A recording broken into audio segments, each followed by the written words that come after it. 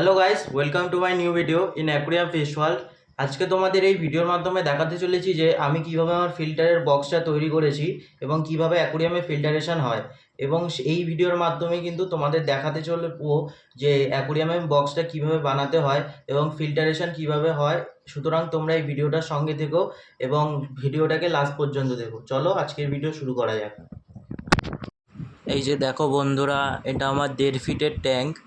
এই ট্যাঙ্কটাই হলো আমার প্রথম ট্যাঙ্ক। এটার মধ্যে আমি প্ল্যান্টেশন করেছিলাম, কিন্তু সব প্ল্যান্টস মরে যাওয়ার কারণে এবং CO2 সিস্টেম না থাকার কারণে এই কটা প্ল্যান্ট এবং অ্যাঞ্জেল ফিশ রেখেছি। এই যে দেখো বন্ধুরা, আমি আজকে DIY ফিল্টার বানাবো। আপনাদের তো ইন্ট্রোতে বলেইছিলাম, সুতরাং কী কী জিনিস লাগবে সেটাই আপনাদের একটু দেখিয়ে দিচ্ছি। এই একটা টিফিন কারি দিয়ে আমি বানাবো। এই যে এটা হচ্ছে বায়ো স্পঞ্জ বা বায়ো ব্যাকটেরিয়া যেখানে হয় সেই তুলোর মতো, আপনাদের আগেও বলেছিলাম। এটা কিছু স্পঞ্জের কাটিং, আপনারা স্পঞ্জটা নিতেও পারেন, নাও নিতে পারেন। এটা হচ্ছে পাইপ একটা ছোট, এবং এটা হচ্ছে বায়ো রিংস। এবং বায়ো রিংস নেওয়ার পর তারপরে এটা হচ্ছে একটা পাইপ, এবং এটা হচ্ছে এমসিল, যেটার মাধ্যমে আমি নিচে পাইপটার সাথে জুড়বো। এমসিল কিন্তু খুবই একটা কাজের জিনিস, এটা একটু শুকাতে হয়। আর এটা হচ্ছে সেই ছোট্ট একটা পাইপ। এই যে এক্সারসাইজগুলো আপনারা দেখে নিন। আমি ফিল্টার বানানোর ভিডিওটা একটু 2x করে দিলাম, সুতরাং আপনারা দেখতে থাকুন আমি কিভাবে বানাই। এই যে প্রথমে টিফিন কারিটার মধ্যে দিয়ে ছোট্ট একটা পাইপ যে ছিল সাদা রঙের, সেই পাইপটা একটু ঢুকিয়ে নিলাম, যাতে করে এখান থেকেই সেই জলটা জমে এখান থেকেই বেরোবে। এই যে দেখে নিন। এরপরে আমি একটু এমসিল গুলিয়ে নেব। এমসিল তো আপনারা জানেন যে দুটো প্যাকেটে আসে, একটা সবুজ রঙের একটা কালো রঙের। ওই দুটোকে একসাথে একটু গুলিয়ে ওটার চারপাশে, অর্থাৎ ওই পাইপটার চারপাশে আমি কিন্তু লাগিয়ে দেবো, যাতে করে জলটা লিক করে না নিচে বেরিয়ে আসতে পারে বা জল কিনা ওভারফ্লো না হতে পারে। সুতরাং আপনারা দেখতে থাকুন। এই যে সবুজ রঙ আর একটা কালো রঙের, এই দুটোকে আমি একটু গুলিয়ে, অর্থাৎ ক্লের মতনই এটা হয়, এটা হাতে লাগলে কোনো ব্যাপার না। সুতরাং আপনারা দেখতে থাকুন ভিডিওটা। এই যে আমি গুলিয়ে নিলাম, এবার আমি আমার ওই পাইপটার চারপাশে এটা লাগিয়ে নেব। আপনারা দেখুন, এই যে আপনারাও নিজের সুবিধা মতোই কিন্তু লাগিয়ে নেবেন। পাইপের চারপাশে যতটা দরকার হয় আপনারা কিন্তু পরিমাণ বুঝে আপনারা লাগিয়ে নেবেন। সুতরাং দেখতে থাকুন ভিডিওটা। এই পদ্ধতি অবলম্বন করে কিন্তু আমার সেই বড় ট্যাঙ্কের টিফিন কারিটা ওইটা ছিল না, ওটা একটা বাক্স ছিল। ওই বাক্স এরকমভাবেই আমি বানিয়েছিলাম। আসলে বাক্স খুঁজে পাওয়া যাচ্ছে না কোনো দোকানে, ওর জন্য আমি টিফিন কারি দিয়ে আপনাদের দেখিয়ে দিলাম। আর ওই বাক্সটা ব্যবহার করলেও আমার ট্যাঙ্কের যা সাইজ 1.5 ফুট, সুতরাং ওটা কিন্তু বড় হয়ে যাবে। সুতরাং আমি এই টিফিন কারির সাহায্যেই আপনাদের একেবারে সহজলভ্য ঘরে যা জিনিস আছে সেই জিনিস দিয়ে আপনাদের বানিয়ে দেখালাম। এই যে দেখুন, আমার সেই এমসিলটা লাগানো হয়ে গেছে। এবার আমি ভিতর থেকেও একটু লাগিয়ে দেবো। এটা খুব একটা প্রয়োজনীয় নয়, আপনারা লাগাতেও পারেন বা নাও লাগাতে পারেন। আপনারা কিন্তু এই এমসিলের পরিবর্তে হট গ্লু যে হয়, হট গ্লু গান যে হয় সেটাও ব্যবহার করতে পারেন, বা যে কোনো গামও ব্যবহার করতে পারেন, অর্থাৎ যেটা কিনা প্লাস্টিকের সাথে একেবারে জুড়ে থাকবে, বা ফেভিকুইক এরকম ধরনের জাতীয় জিনিসও কিন্তু আপনারা ব্যবহার করতে পারেন, যাতে করে জলটা ওভারফ্লো না হয়। আমি কিন্তু প্রথমে টিফিন কারিটা কীভাবে ফুটো করতে হয় সেটা কিন্তু আমি মোটেও দেখাইনি, ওটা দেখালে ভিডিওটা একটু বড় হয়ে যেত। আপনাদের এখান দিয়েই আমি বলে দিই, টিফিন কারিটার মধ্যে একটা মোমবাতি ধরাবেন এবং ধরিয়ে আপনার পরিমাণ মতো, অর্থাৎ পাইপটা যতটা হবে সেই অনুযায়ী টিফিন কারির মধ্যে হালকা একটা ফুটো করে ওই পাইপটা ঢুকিয়ে দেবেন। দেখবেন ওখানটা প্লাস্টিকটা যখন নরম হয়ে যাবে তখন সেটা কিন্তু ওই পাইপের সাথে লেগে গিয়ে ওই রকম সাইজেই ফুটো হয়ে যাবে। এরকমভাবে আপনার সঠিক পরিমাণে কিন্তু ফুটো করতে পারবেন।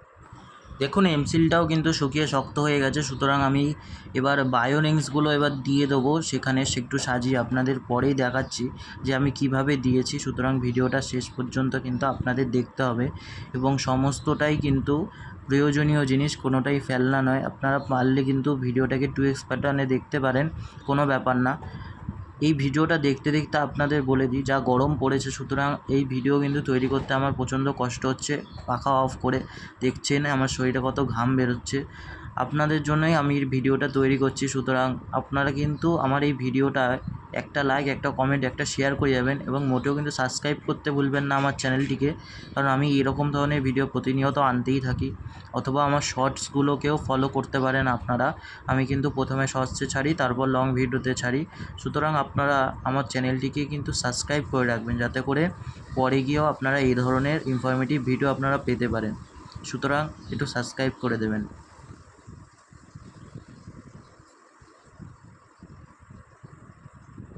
দেখুন এই যে এইভাবে আমি দিয়ে দিলাম একটু সাজিয়ে সাজিয়ে, আর বাকি যে বায়োরিংসগুলো আছে ওইগুলো পরে দিয়ে দেবো। এবার আমি বায়ো ব্যাকটেরিয়া বা বায়ো মিডিয়াগুলো আমি একটু গুছিয়ে গুছিয়ে দিয়ে দেবো। আপনারাও যদি তৈরি করেন এরকম ধরনের ডিআইওয়াই ফিল্টার, সুতরাং আপনারাও কিন্তু এভাবেই দিতে পারেন। আপনাদের প্রয়োজনীয় যে সকল জিনিস সেগুলো কিন্তু দিয়ে দেবেন। আসলে ওই কালো কালো হয়ে যাওয়া ওইগুলো আমার পুরনো ফিল্টারেরই বায়োমিডিয়া, ওইগুলো ধুয়ে আমি দিচ্ছি এবং তার মধ্যে একটু স্পঞ্জ দিয়ে দিচ্ছি। এবং যেই জায়গাটা কিনা পাইপ দিয়ে জলটা বেরোবে ওই জায়গাটা সবসময় খালি রাখবেন। আমি ওইখানে স্পঞ্জ দিলাম কারণ স্পঞ্জ খুব একটা জল দাঁড় করায় না, শুধু ওর জলে থাকা যে ছোটো ছোটো পার্টিকেল সেগুলোই দাঁড় করায়, বাকি কিন্তু স্পঞ্জের মধ্যে দিয়ে জল আরামসেই যেতে পারে। এবার দেখুন আমি নতুন যে মিডিয়াটা সেটা এবার দিয়ে দিলাম।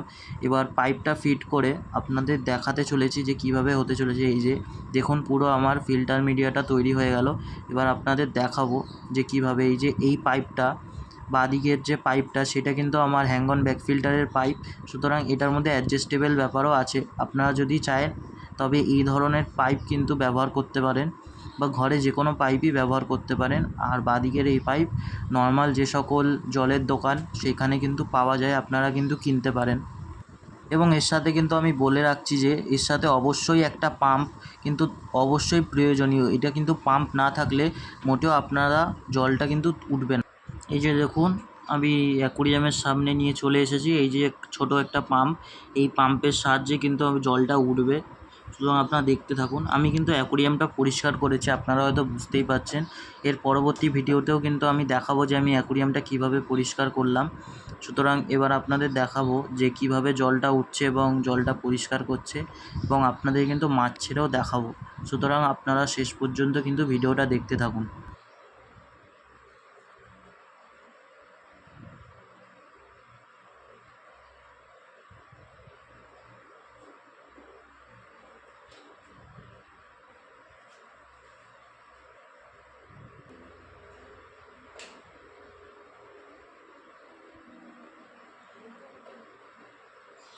এই যে দেখুন আমি কিন্তু পাম্পের সুইচটাও দিয়ে দিয়েছি, এবার জল কিন্তু উঠছে। আপনাদের কিন্তু সামনে নিয়ে গিয়েও দেখাবো। এই যে জল দেখুন পড়াও শুরু হয়ে গেছে। সুতরাং আসুন আমি একটু ক্যামেরাটা সামনে নিয়ে গিয়ে আপনাদের দেখাই।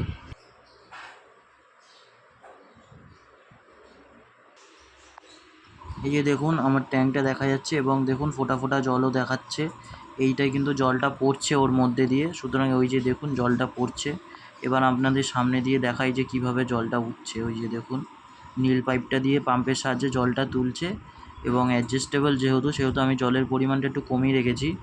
জল কিন্তু আরও প্রেসারে ওঠে যাতে ওভারফ্লো না হয়ে যায়। সুতরাং দেখুন এই যে পাম্পের যে মুখটা সেটার কিন্তু সাহায্যে ওইটা বায়োমিডিয়ায় ফিল্টার করে আবার জলটা কিন্তু নিচে ফেলছে। এই দেখুন কত সুন্দর লাগছে।